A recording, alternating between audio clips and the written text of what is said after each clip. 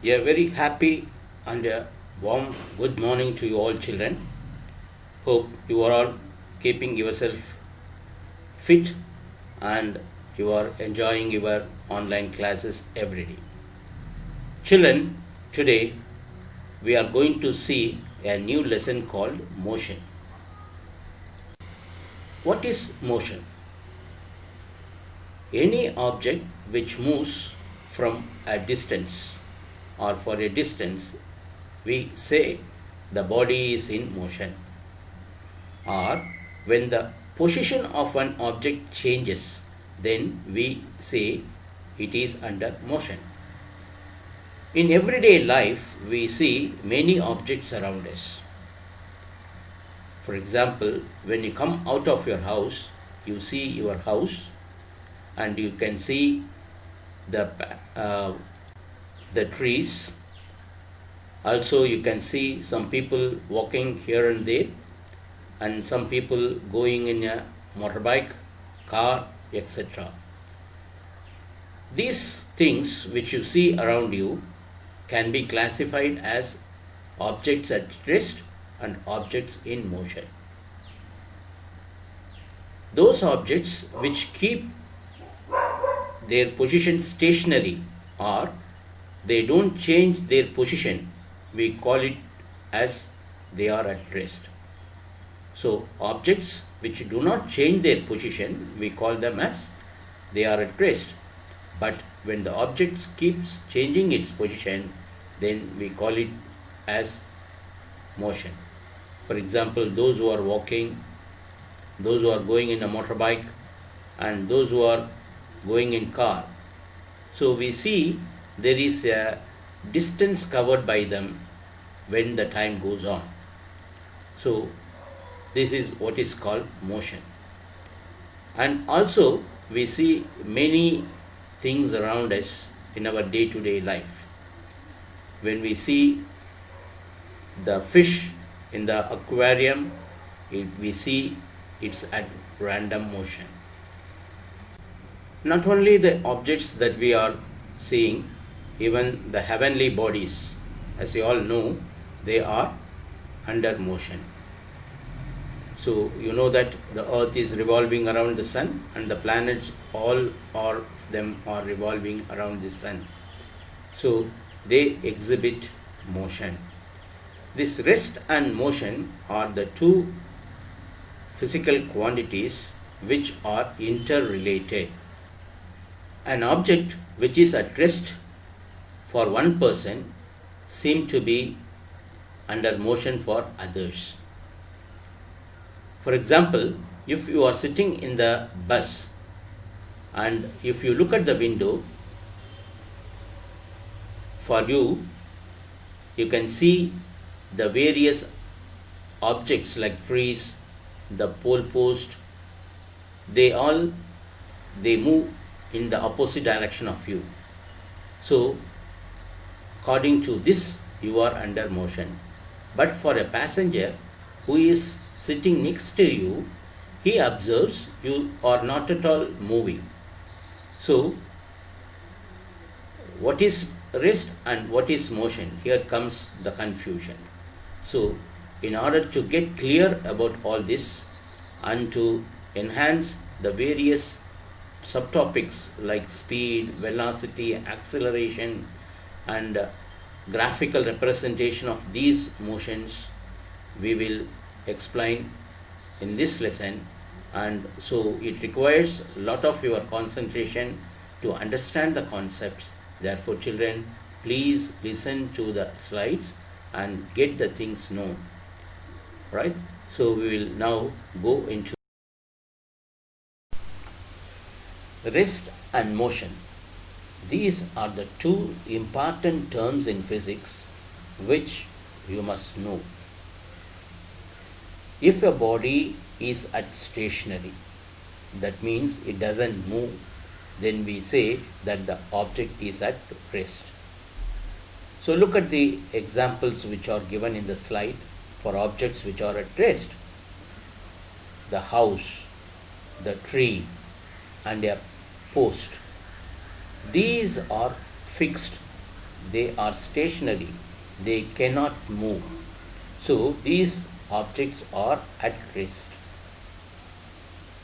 So in short, we can say an object is at rest if it doesn't change its position. If the position is not changed, then they are at rest. Obviously, when there is a change in the position of the object, then we say those objects are under motion. For example, look at that boy. He is kicking the football. So the position of the ball changes.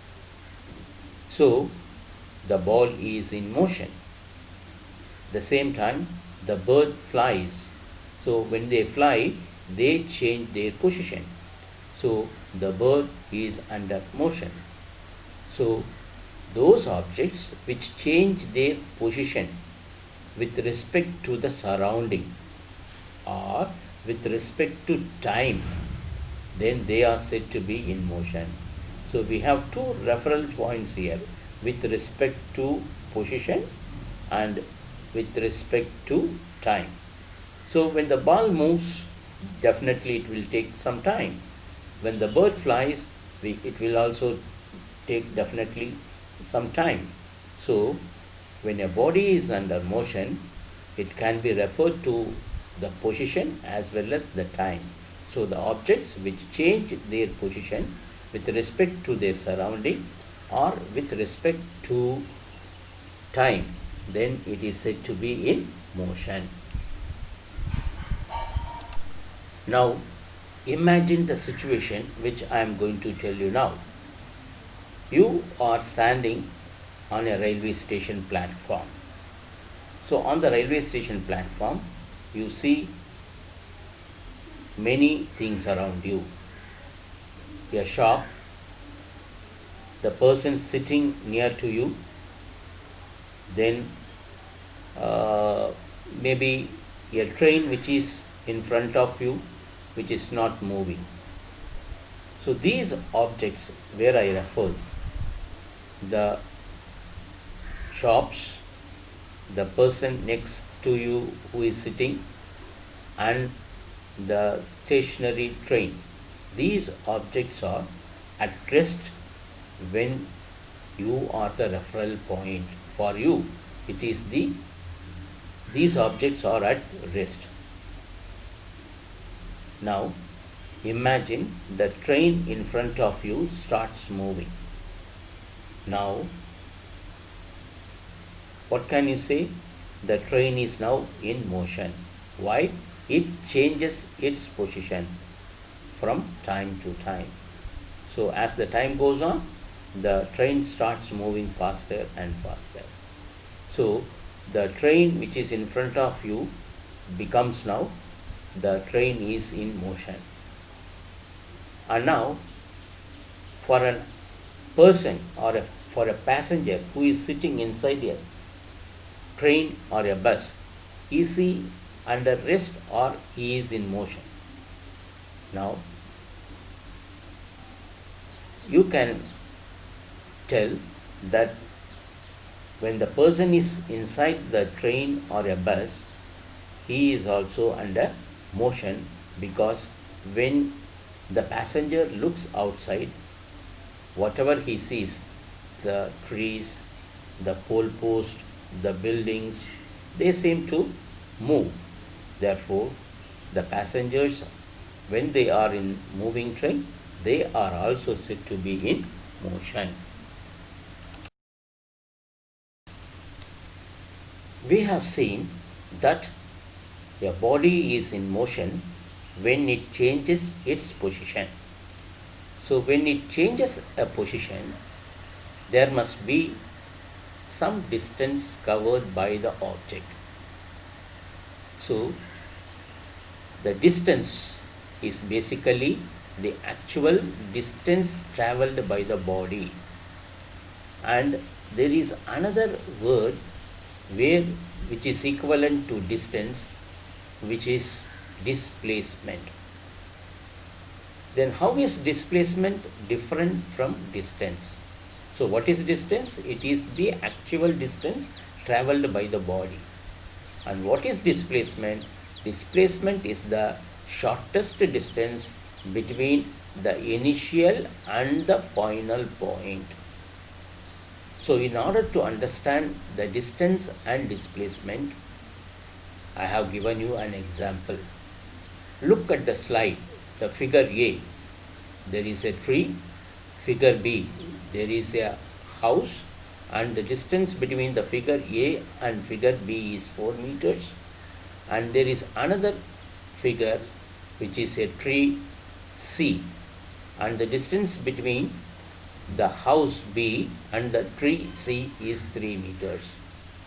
Now let us, for example, a cyclist is traveling from A, then reaching the point B, and then reaching the point C. So how much is the distance traveled by this cyclist? So as per the diagram, from A he is going to be 4 meters, and from B he is going to C, again 3 meters. Therefore the total distance traveled by him is 4 plus 3, 7 meters. So the actual distance covered by the cyclist in reaching the point from A to C by traveling through the point B is 7 meters. Now, what is the displacement of this cyclist? The displacement of the cyclist, so what is the initial point? The tree A. What is the final point? The tree C. And what is the distance between A to C? So initial point and the final point, that becomes the displacement. Now when you calculate using Pythagoras theorem, the right angle triangle here, then the hypotenuse becomes 5 meters. So that means this is the displacement. The displacement for the cyclist is 5 meters. That is the shortest distance from A to C. That becomes the displacement. Now come back to the definitions. What is distance? Distance is the actual distance traveled by the body. So 4 plus 3, 7 meters. And what is displacement? It is the shortest distance between the initial point and the final point. So here the displacement becomes 5 meters. Okay. Now distance and displacement are entirely two different terms. Distance is a scalar quantity and displacement is a vector quantity.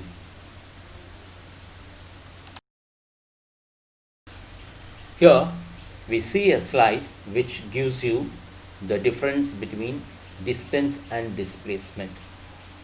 It's an important question for the board. There are totally 4 differences between distance and displacement. Let us look into it one by one.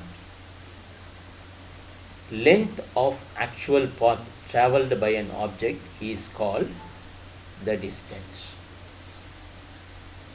The shortest length between the initial and the final position of an object is known as its displacement.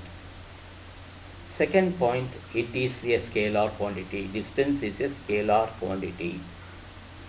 Displacement is a vector quantity. What is a scalar? A scalar will have only magnitude. What is magnitude? Just a number. For example, if I say I bought 2 kilograms of potatoes, then the 2 kilograms becomes the magnitude. So magnitude is a number. 2 kilograms is the magnitude here. So distance, I walked 2 meters. The 2 meters is the scalar because it has only magnitude. And displacement is a vector quantity. A vector quantity will have direction along with the magnitude. So those quantities which have magnitude and direction, they are said to be the vector quantities. Now if I say the car travels at 60 kilometers per hour from Salem to Bangalore. So here you have the magnitude 60 kilometers and you have the direction, that the direction is from Salem to Bangalore.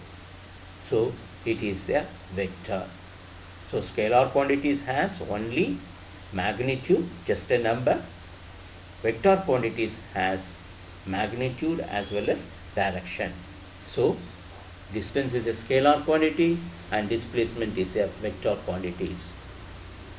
Third point, distance can be positive, can't be zero or can't be negative. Distance has only positive magnitude. It cannot be zero and it cannot be even negative.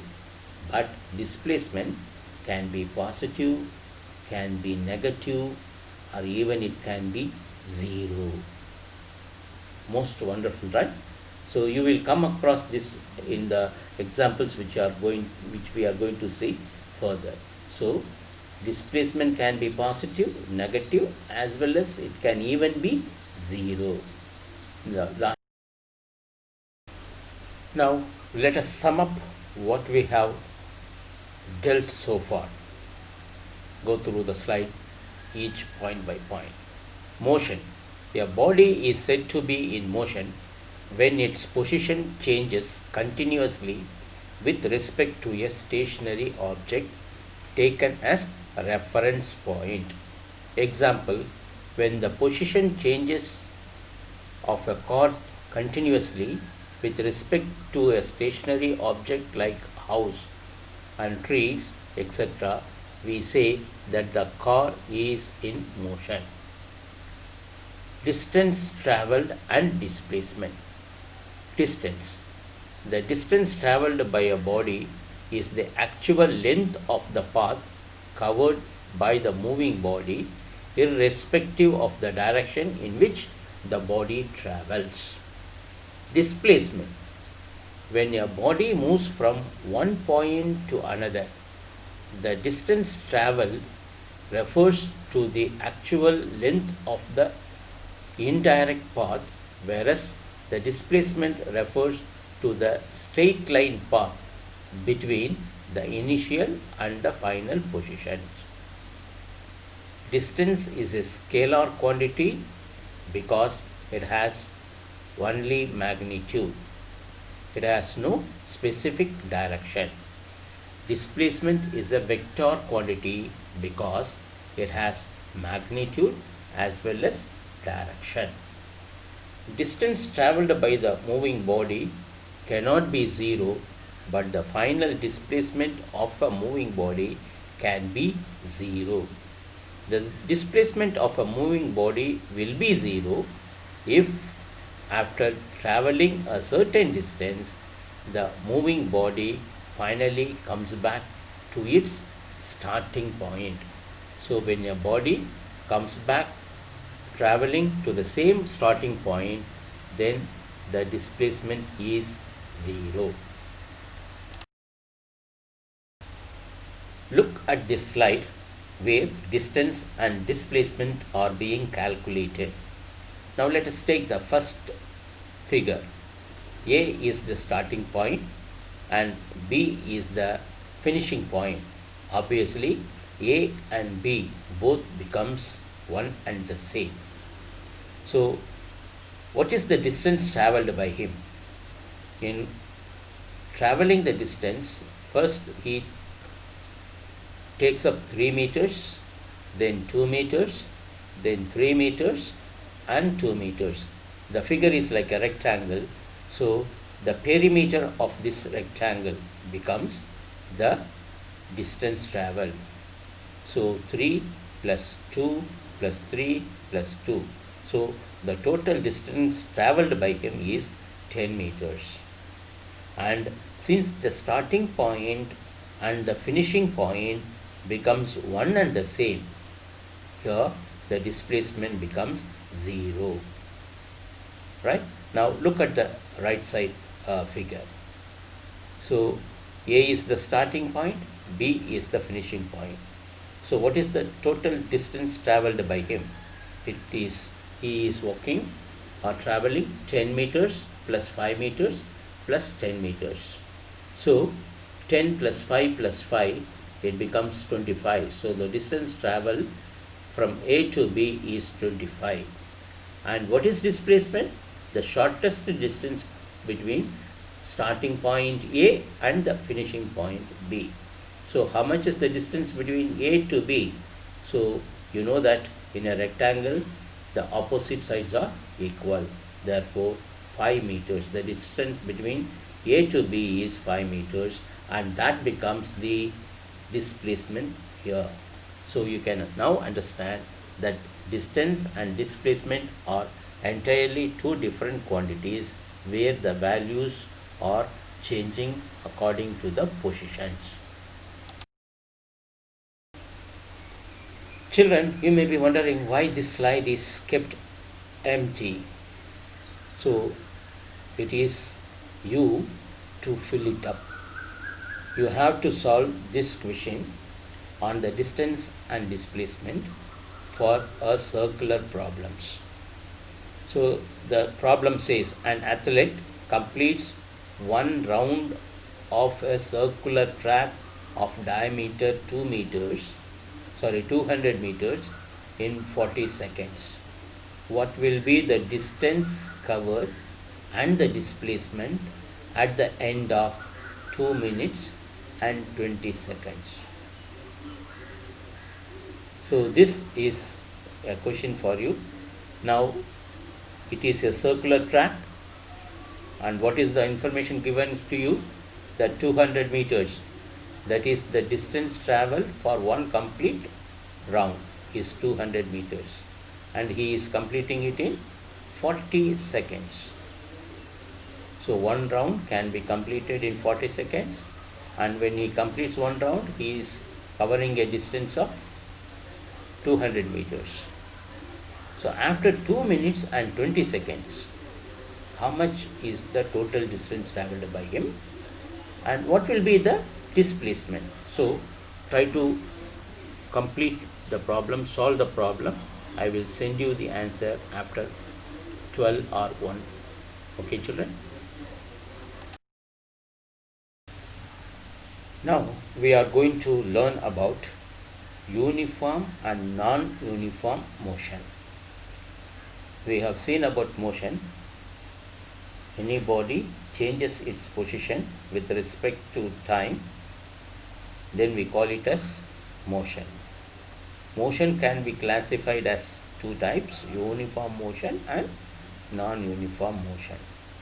Now in the slide you are being given with two examples, car A and car B. Now look at the tabular column below or besides the car A. Time in seconds and distance covered in meters. So in 0 seconds it is in 0 meters. In 5 seconds it is 10 meters. 10 seconds 20 meters. 15 seconds 30 meters. So it goes on like this. Now analyze the data given here. Now the time, it is of intervals 5 seconds. 3, 0, 5, 10, 15. So it is increasing in 5 seconds. Now similarly, analyze the distance given here. 0, 10, 20, 30, 40. So it is also increasing in steps of 10 meters. So for every 5 seconds, it travels 10 meters. So this is known as uniform motion. When a body travels equal distance in equal intervals of time, it is known as uniform motion. Here the uniform time is 5, so the time is increasing every 5 seconds, and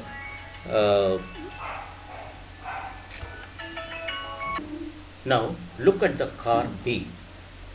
Now see to the time 0, 5, 10, 15, 20. So the time is uniformly increasing. There is a time interval of 5 seconds. between the first and the second. Now see to the distance 0, 5, 5 to 15, 15 to 20, 20 to 30. So the distance here, they are not covering equal distance. So between 0 to 5, the distance traveled is 5. Between 5 to 10 seconds, the distance traveled is from 5 to 15. So here the distance traveled is 10 meters, whereas in the earlier case it was 5 meters. So unequal distance are covered in equal intervals of time. So it is an example for non-uniform motion. Here the part B does not cover equal distance in equal intervals of time. Therefore, it is in non-uniform motion. So in short, we say if a body covers equal distance in equal intervals of time, it is traveling with uniform motion. Or else, if the body covers unequal distance in equal intervals of time, then the motion is said. The above learned uniform motion and non-uniform motion can be represented in the form of a graph. Now before that, let us recall uniform and non-uniform motion. Uniform motion, a body has uniform motion if it travels equal distance in equal intervals of time, no matter how small these time intervals may be. The distance time graph for uniform motion is a straight line. So you see to the graph, x-axis and y-axis, in time is taken in x-axis and distance is taken in y-axis. And see to the line, it is a perfect straight line. So if you get a graph like this, then the graph indicates that the body is traveling with uniform motion. For non-uniform motion, what is the definition? A body has non-uniform motion if it travels unequal distance in equal intervals of time. So for this, the graph will not be a straight line, the graph will be a curved line. So the same physical quantities are taken in the graph, that is time in x-axis and distance in y-axis. So the graph for non-uniform motion will be a curve. So if a graph is given with a straight line, it indicates the body is traveling with uniform motion. And if it is a curved line, then it represents the body is traveling with non-uniform motion. Now let us discuss about the important term in physics, speed. What is speed? Speed of a body is the distance travelled by it in unit time. Unit time, what does unit mean? Unit means single, 1 second, 1 hour. So if we represent like this, then it is unit time. So the speed of a body is defined as the distance travelled by it in unit time. So the formula goes according to the definition like this: speed is equal to distance divided by time. For example, if a boy covers 100 meters in 10 seconds, then what is his speed? So the distance covered is 100 meters, time in 10 seconds, so 100 divided by 10, it's equal to 10. Now speed has a unit. Usually we measure all the quantities in SI unit. So the SI unit of distance is meters and time is in seconds. So the SI unit for speed is meter per second. So the SI unit goes hand in hand with the formula distance divided by time, distance in meter divided by time, time in seconds. So meter per second is the SI unit of speed. So whenever kilometer, the distance is expressed in kilometers, then you have to convert it into meters. Similarly, if the time is given in minutes or hour, then you have to convert it into seconds for doing your calculations. So, let us sum up. Speed of a body is the distance travelled by a body in unit time. The formula says speed equal to distance divided by time, and its SI unit is meter per seconds. And we keep some letters in physics, especially this lesson, for many physical quantities. So here in this slide, speed is expressed in as v. Distance is always kept by the letter s, and time is always expressed by the letter t. So the formula v is equal to s by t. So don't confuse for s as speed. S is the distance travelled.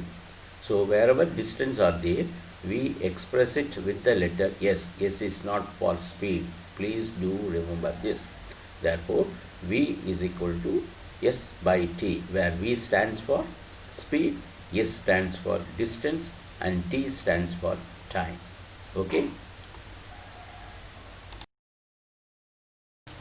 This slide gives you the triangular formula to calculate or to remember easily the formula for speed and hence the formula for distance and time.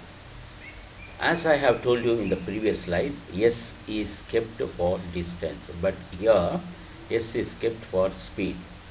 So see to the triangle DST, where D represents distance, T for time, S for speed. In order to make you to understand easily, these letters are being taken here. So in the first slide, S is being blocked with blue color. That means close S. If you close S, you are getting the formula for S. So speed is equal to, you have in the numerator distance and in the denominator time. Therefore, speed is equal to distance by time. Now in the second triangle, the letter D is being blocked. So if you close D, then what is the remaining letters that you find? S and followed by T. So speed into time will give you distance. And in the third, T is being blocked. That means it helps you to find out the formula for time. So when you block T, you find D up and S down. That means distance divided by speed. So this is a triangular formula which, when you remember, you can recall all the formulas whenever you are doing problems. So this is what is called speed triangle formula. And on the right you find average speed. So if you are asked to calculate average speed, then do the total distance, then divided by the total time. Total distance divided by total time will give you average speed. So here, after you get familiarized with this, replace this triangle with your own letters. That is, speed is V, distance is S, time is T. So with this you get practice. So this I have given to you with these letters because in order to make you to learn easily. This slide, as we have explained to you, gives the formula for average speed. When average speed is being required, for example, I am starting from Salem and I am going to Dharmaburi. So I first go with a speed of 60 km per hour. Then I take a break in between. Then I continue my journey with 80 kilometers per hour. Okay, now here comes the average speed. So average speed comes whenever there is a break in the journey. When there is a break in the journey, there is a break in the time, there is a break in the distance, and hence this break in the speed. So in this case, the average speed has to be taken. So how to calculate the average speed? The total distance. So the distance remains the same. You cannot make it enlarged or diminished. So the distance, total distance traveled and divided by the total time taken. So this will give you the average speed for an object. Children, now let us have a look on uniform and non-uniform speed. Do you recall the same thing we have studied previously? That was for uniform motion and non-uniform motion. If you recall, if a body covers equal distance in equal intervals of time, then that motion is referred as uniform motion. If the body has covered unequal distance in equal intervals of time, then that motion is referred as non-uniform motion. So, the word uniform and non-uniform even comes in speed. So, uniform speed and non-uniform speed. So, we have already seen what is speed. Speed is the distance covered by an object in unit time. Now, what is uniform speed then? If the body covers a fixed distance in each unit of time, the motion is known as uniform motion or uniform speed. So the body has to travel. The motorcyclist, you see, for every 5 meters, it takes only 1 second to cross it. Okay, the distance is uniform, the time is also uniform. When the distance and time are uniform, then the speed, which is calculated as distance traveled divided by time, so that also becomes uniform. So he covers equal distance in equal intervals of time. So the motion becomes uniform motion. When the motion becomes uniform motion, the speed also becomes uniform because distance traveled by time. So 5 divided by 1 is equal to 5 meter per second. So for every gap, it travels with a speed of 5 meter per second, 5 meter per second, 5 meter per second, and hence till he completes his journey.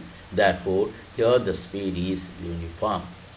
Then what is non-uniform speed? If an object does not cover a fixed distance in each unit of time, the motion is known as non-uniform motion or non-uniform speed. For example, the same motorcyclist, for the first slot he covers 5 meters, then for the second slot if he covers 8 meters, for the third slot if he covers 6 meters, and the next slot he covers it for 3 meters for every second, then the motion becomes non-uniform motion because he is covering unequal distance in equal intervals of time. The distance is not uniform. Therefore, here the motion is not uniform. When the motion is not uniform, the speed obviously is not uniform.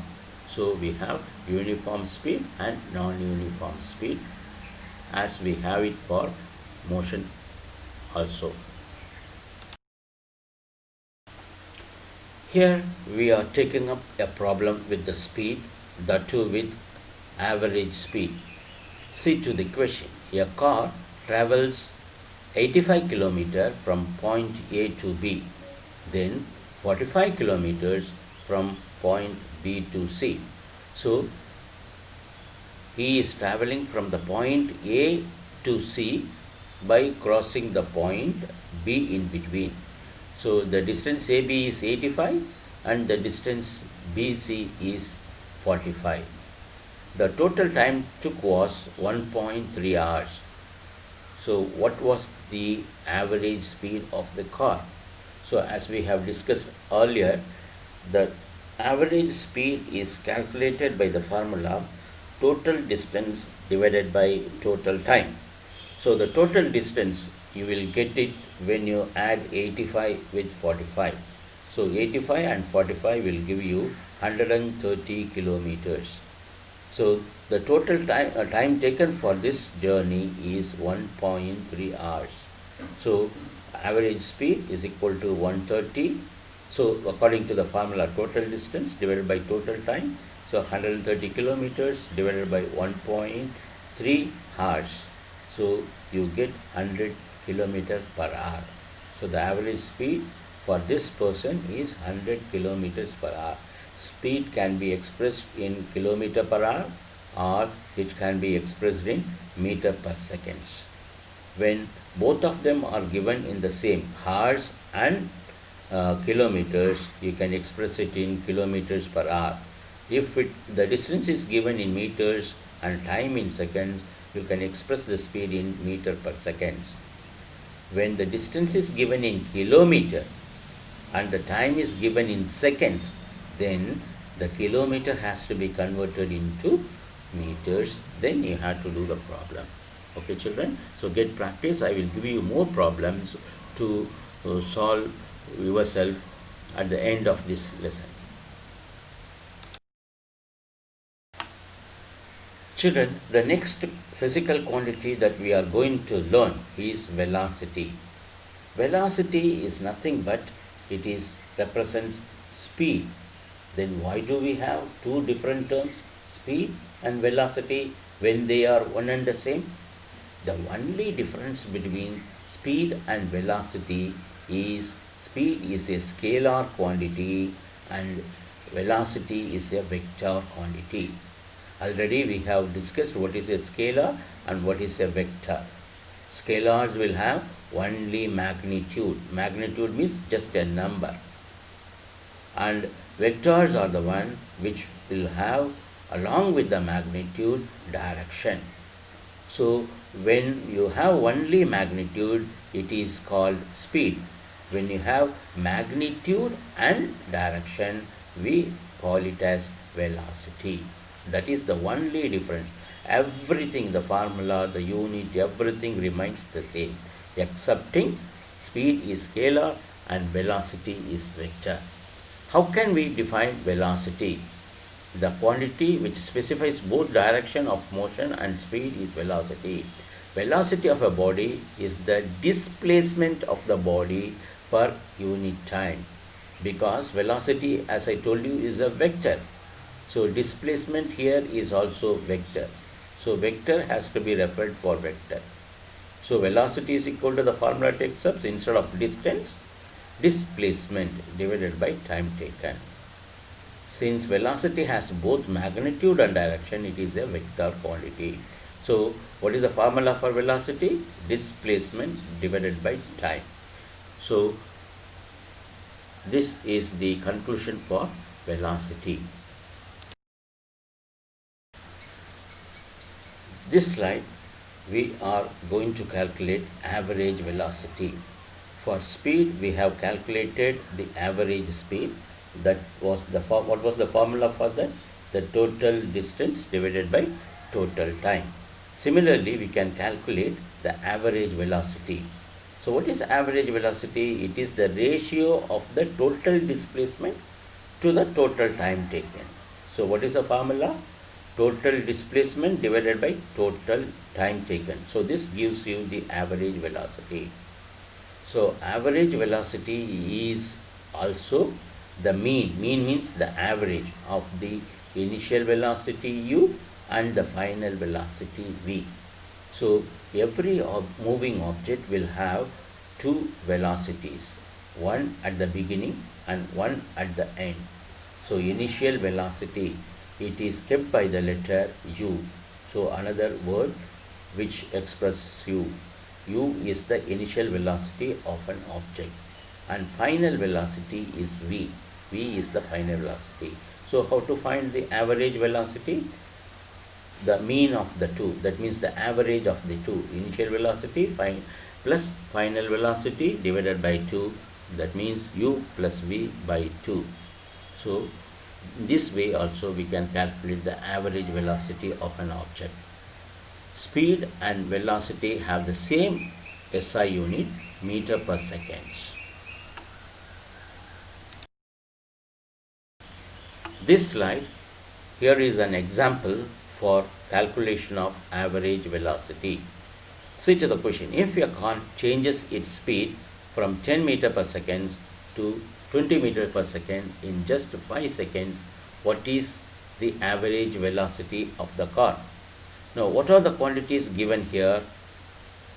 Initial velocity and final velocity. That means u and v.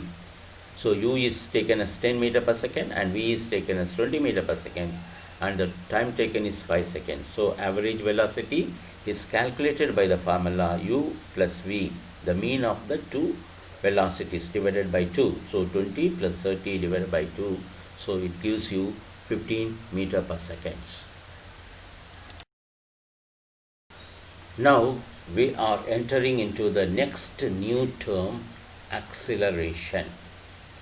So first we have seen about speed, then we have seen about velocity. Now we are going to see the new term, acceleration. I told you each physical quantity is expressed by a letter. Now the letter small a is representing the word acceleration. So what is acceleration? Before going into the slide, let me tell you, all of you know to ride your bicycles, right? So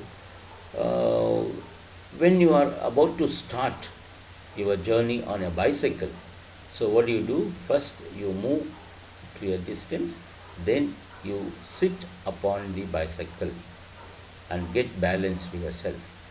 How is your speed, or in other words velocity? At the beginning it will be very less, obviously, right? Now what happens after some time? You keep pedaling. When you keep pedaling, what happens to your speed or the velocity? So you are increasing your speed or the velocity by using your muscular force or by pedaling. So your speed changes, isn't it? So whenever there is a change in the speed, we call it as acceleration.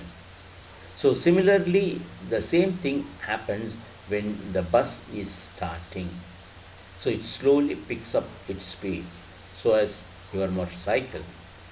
So when there is a change in the speed, we call it as acceleration. Now let us look into the slide. The quantity which specifies change in velocity is acceleration. Now relate to the example which I have told you. How will you define acceleration? It is defined as the rate of change of velocity. A very important definition. Acceleration is defined as the rate of change of velocity. Rate means always referred to unit time. Rate is always referred to unit time. So the rate of change of velocity is referred as acceleration. How to calculate the acceleration? Now acceleration is calculated by the formula final velocity minus initial velocity divided by 2. If the velocity of the body changes from initial value u to final value v in time t, then the acceleration is a is equal to v minus u divided by t, where a represents acceleration, v represents the final velocity, u represents the initial velocity, and so when we do v minus u divided by time, then the quantity that you get is acceleration. And the SI unit of acceleration is meter per second square. Meter per second square, very very important. The definition, the formula and SI unit. These three are very important in acceleration or any physical quantity. Their definition, their formula and the SI unit are very important. Now we are going to discuss a problem on calculation of acceleration. See to this slide. What is the question? A train starts from a railway station. This is a hint. Now we will read the question fully.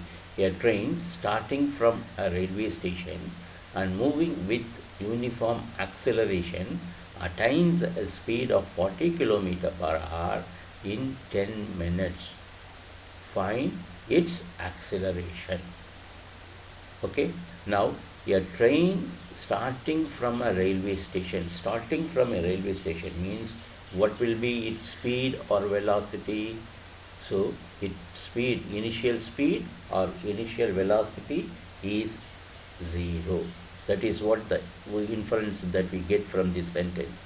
And then it picks up a speed of 40 km per hour in 10 minutes. So how to calculate its acceleration? So what are the informations that we get from the problem? Initial velocity, the letter u, that is equal to 0, and the final velocity, and the letter is v, 40 km per hour. So 40 km per hour has to be changed into meter per second. When you want to convert kilometer per hour into meter per second, just multiply it by 5 by 18. Do you remember this? When you want to convert kilometer per hour into meter per second, just multiply it by 5 by 18. So 40 into 5 by 18. So time taken, it is expressed as 10 meters. So I told you earlier, whenever the time is given apart from seconds, it has to be converted to seconds. So since it is given in minutes, so multiply it with 60 so that you will get it in seconds.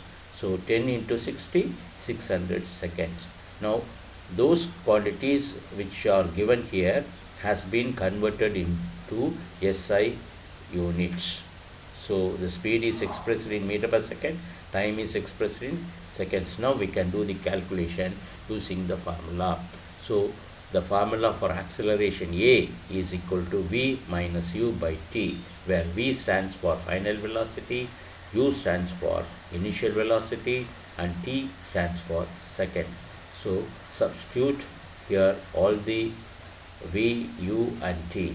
Then we get 0.018 meter per second square is the unit of acceleration, as we have seen.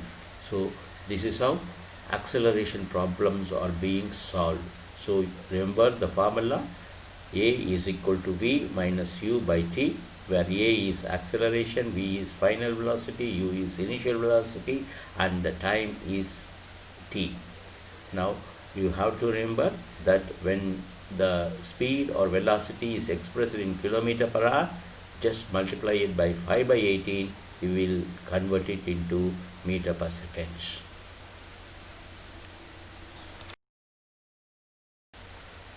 Now let us sum up all the concepts that we have learned so far. Speed of a body gives us an idea of how slow and fast that body is moving. Speed of a body is equal to distance travelled divided by time taken.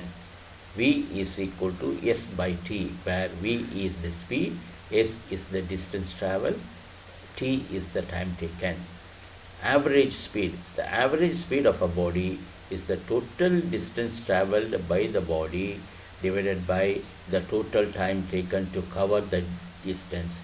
So average speed is equal to total distance divided by total time taken. And uniform speed. A body has uniform speed if it travels equal distance in equal intervals of time, no matter how small these time intervals may be. This slide gives you the 5 major difference between speed and velocity. First point, speed is the distance covered by the body per unit time. Velocity, it is the displacement of the body per unit time. So the definition is the first difference. Second point, speed is a scalar quantity and velocity is a vector quantity. So it has scalar will have only magnitude, vectors will have magnitude as well as direction. Third point, the average speed of a moving body can never be 0, whereas the average velocity of a moving body can be 0. When the displacement is 0, the velocity will also be 0. Fourth point, speed gives an idea about rapidity of motion of a body. Velocity gives an idea about rapidity as well as position of the body in motion, because it is a vector quantity.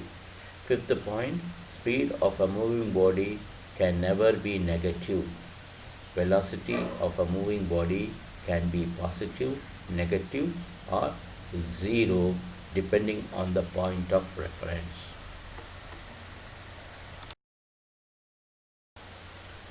Now we have come to the end of today's learning process, children. So I don't want to force you more. We have discussed only three things in this lesson, today's lesson. One is motion, whether it is uniform or non-uniform. Secondly, it is speed and velocity. Thirdly, acceleration. Only three things we have touched.